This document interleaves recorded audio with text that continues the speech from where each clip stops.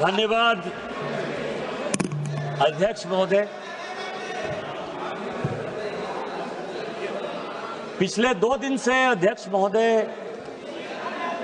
इस पार्लियामेंट में सुन के जाओ लगातार बैठकर भाग गया।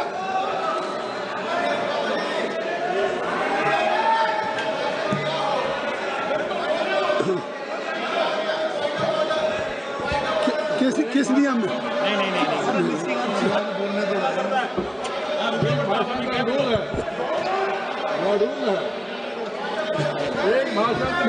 किस नियम में? किस नियम में? सर ये नियम कहता है कि जिस व्यक्ति ने अपना भाषण समाप्त किया हो अगले भाषण तक उसको सदन में रुकना है। बार बार राहुल गांधी जी भाषण देते हैं और यहाँ से भाग लेते हैं और सुनने के लिए कभी तैयार नहीं रहते। सर ये असत्य बोल के यहाँ पे जाते हैं और उसके बाद यहाँ से भाग खड़े होते हैं। श्री निशिकांत दुबे जी, बोलो। निशिकांत जी कृपया सभापति महोदय। एक मिनट मैं सभी से रिक्वेस्ट करूंगा, सुप्रिया जी सभी से रिक्वेस्ट करूंगा कि आप सब लोग बैठ जाएं। अगर किसी को बाहर जाना चले जाएं, but I think so house must be in order. तो just I request to everybody, please kindly just occupy your seat, kindly take your seat, खड़े मत रहिए। धन्यवाद। श्री सभापति महोदय, पिछले 2 दिन से लगातार हमारी पूरी पार्टी माननीय प्रधानमंत्री जी के नेतृत्व में माताओं को अधिकार देने के लिए, बहनों को अधिकार देने के लिए, दलित, शोषित, वंचित, पिछड़ों को अधिकार देने के लिए 33% रिजर्वेशन के लिए चिंतित है। रात 1:30 बजे तक पूरे संसद के सदस्य और खासकर भारतीय जनता पार्टी और एनडीए के सदस्य यहां लगातार जमे हुए थे। और मैं जब आज यहां आया तो मुझे लगा कि कांग्रेस के जो लीडर ऑफ द अपोजिशन है उनसे जो है माताओं और बहनों के लिए कुछ सुनने को मिलेगा। उन्होंने जब भाषण शुरू किया और जब खत्म किया सर, तो मुझे लगा कि मैंने पीसी सरकार का जादू शो देख लिया या माइकल जैक्सन का मैंने डांस देख लिया। मैं कंफ्यूज हूं सर कि वो पीसी सरकार थे या माइकल जैक्सन थे। लेकिन फिर मुझे याद आया सर कि आज कौन सा तारीख है। आज 17 अप्रैल है और पूरे सदन के लिए और पूरे देश के लिए आज 17 अप्रैल को 2 घटना हुई सर। 17 अप्रैल 1987 को पहली बार राजीव गांधी जी के ऊपर बोफोर्स के कमीशन खोरी का आरोप लगा और यहां के फ्रंट पेज पर चला। 17 अप्रैल वो दिन था सर। 17 अप्रैल 1998 वो दिन था जिस ओबीसी की ये बात कर रहे हैं, सीताराम केसरी का धोती खोलकर सोनिया गांधी जी कांग्रेस की अध्यक्ष हो गए। और 17 अप्रैल 1999 वो दिन था जिस दिन कि अटल बिहारी वाजपेयी की सरकार को जबरदस्ती क्रिश्चियन लॉबी के दबाव में गिरधर गमांग को वोट दिलाकर यही इस्तीफा दिला के दिया गया। यह 17 अप्रैल है सर। और इसीलिए उनका पीसी सरकार और माइकल जैक्सन होना लाजमी है। दूसरा सर, 543 की बहुत बात हो रही है। यह संविधान से चलता है ये देश सर। सबसे पहले मैं कास्ट सेंसस पर आ जाऊं। आजकल रोज कह रहे हैं सर कि कौन दलित है, कौन पिछड़ा है, कौन आदिवासी है। सर इस देश में सबसे यदि मजबूत कोई बिजनेसमैन है जिसकी की बहुत इज्जत है तो वो टाटा परिवार है। और राहुल गांधी जी को यही नहीं पता कि टाटा माइनॉरिटी है। वेदांता के मालिक अनिल अग्रवाल जी ओबीसी हैं। सुजलॉन के मालिक तुलसी ताती शेड्यूल कास्ट है। और मैं आपको बता दूं सर कि बहुत बड़ा ग्रुप है माइकल सेन, उसका जो सीईओ है वो अरुण उरांव आदिवासी। जिसको जो अपॉर्चुनिटी मिली इस अपॉर्चुनिटी में काम किया। लेकिन आपने क्या किया? कॉन्स्टिट्यूएंट असेंबली में आपने अभी बात की है, ओबीसी रिजर्वेशन की बात हो रही है ना, reservation with in reservation. OBC को संवैधानिक अधिकार हमारे प्रधानमंत्री ने दिया। आप मांग रहे हो, आपका डिमांड क्या है? सारे अपोजिशन के लोगों ने, अखिलेश यादव जी से लेकर सारे लोगों ने कहा कि ओबीसी महिलाओं को रिजर्वेशन चाहिए।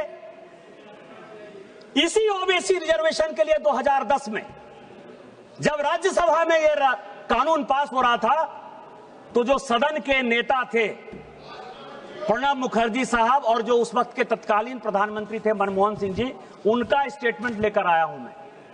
उन्होंने कहा कि मरते दम तक कांग्रेस किसी ओबीसी में महिला को रिजर्वेशन नहीं दे सकती। इसी शेड्यूल कास्ट शेड्यूल ट्राइब के प्रमोशन के रिजर्वेशन के लिए जब इसी लोकसभा में कानून आया, तो समाजवादी पार्टी के, सुनिएगा अखिलेश जी, आपके सांसद यशवीर सिंह जो शेड्यूल कास्ट थे, उनको इसी वेल में मैडम सोनिया गांधी ने पीटा। आप आदिवासी की बात करते हो, शेड्यूल कास्ट की बात करते हो, किस तरह की बात कर रहे हो? और 2011 में जब जातिगत जनगणना के आधार पर, ठीक है बोलिए Akhilesh ji.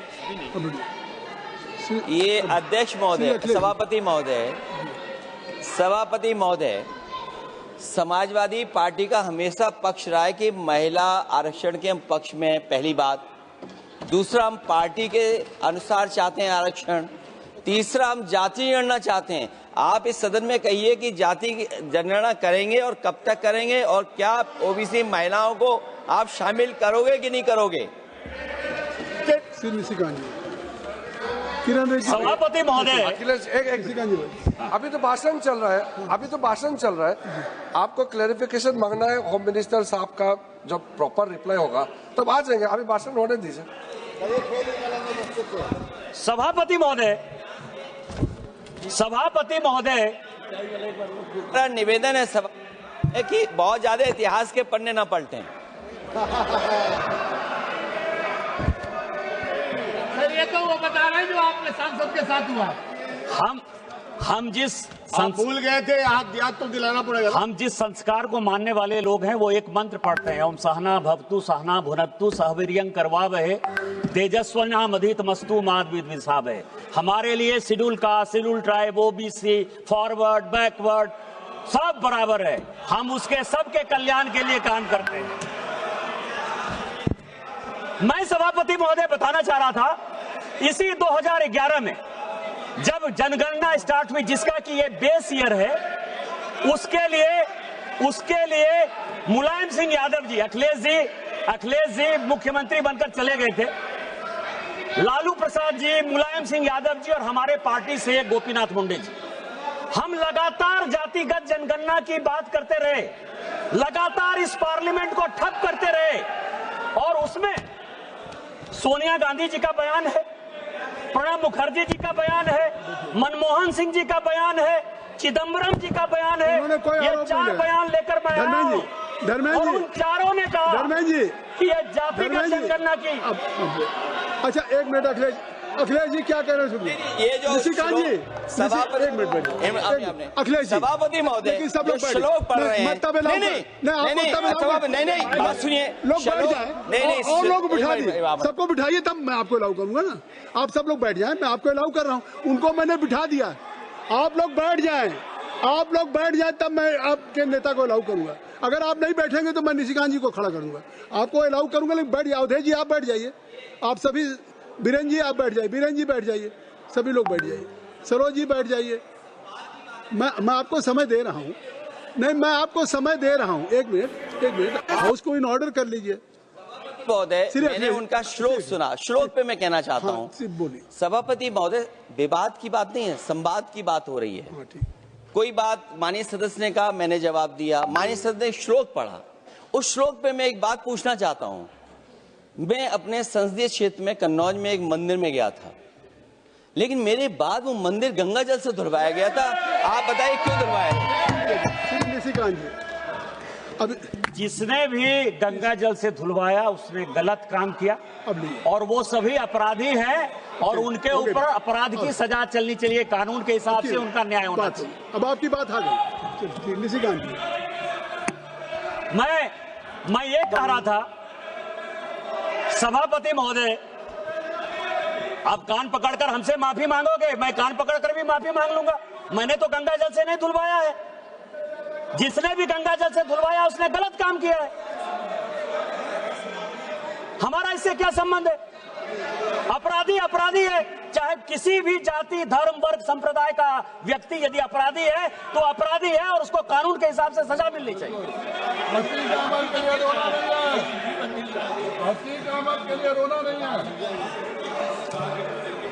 Nothing will go on record except only sir, मैं सभापति महोदय, देखिए मेरा समय ये लोग बहुत खा रहे सर।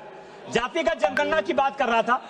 सोनिया गांधी जी ने कहा कि जातिगत जनगणना संविधान के दायरे में नहीं है, हम इसका विरोध करते हैं। चिदंबरम साहब ने कहा, मैं 2011 की बात कर रहा हूं, चिदंबरम साहब ने कहा कि जातिगत जनगणना जो है इस देश को डिवाइड करेगी। प्रणब मुखर्जी जी लीडर थे, उन्होंने कहा कि जातिगत जनगणना 1931 के बाद से नहीं हुई है, किसी कीमत पर नहीं होगा। और अंत में मनमोहन सिंह जी ने तो और भी रिकॉर्ड तोड़ दिया सर। उन्होंने कहा कि हमारी सरकार रहे या जाए इसी सदन हम जातिगत जनगणना नहीं करेंगे। लेकिन गोपीनाथ मुंडे, लालू प्रसाद यादव जी और नेताजी मुलायम सिंह यादव जी का मैं बधाई और धन्यवाद देना चाहता हूं कि जिनके प्रयास से उस वक्त की कांग्रेस सरकार को झुकना पड़ा और जातिगत गणना जो है हुई, जिसका कि डाटा कई एक गलतफहमियों के कारण जो है अभी तक नहीं रिलीज हुआ और जातिगत जनगणना हमारी सरकार करा रही है और 2027-29 में वो आ जाएगा। अरे बैठ जाओ भाई। अब क्या है सर, ये फैक्ट है जो अब इस अमेंडमेंट पे मैं ये कह रहा हूं कि चूंकि सर्वसम्मति से सभी लोगों ने कहा सर कि सर्वसम्मति से हमने महिला रिजर्वेशन को पास किया। कल्याण बनर्जी साहब का भी आज भाषण सुना मैंने, मनीष तिवारी जी का भी सुना। ये लोग बड़े विद्वान हैं सर। हमारे यहाँ पीपी चौधरी साहब ने भी बयान दिया। ये भारत का संविधान है जो बाबा साहब अम्बेडकर का, और हमने 2023 के एक्ट के बाद आर्टिकल 334A बनाया।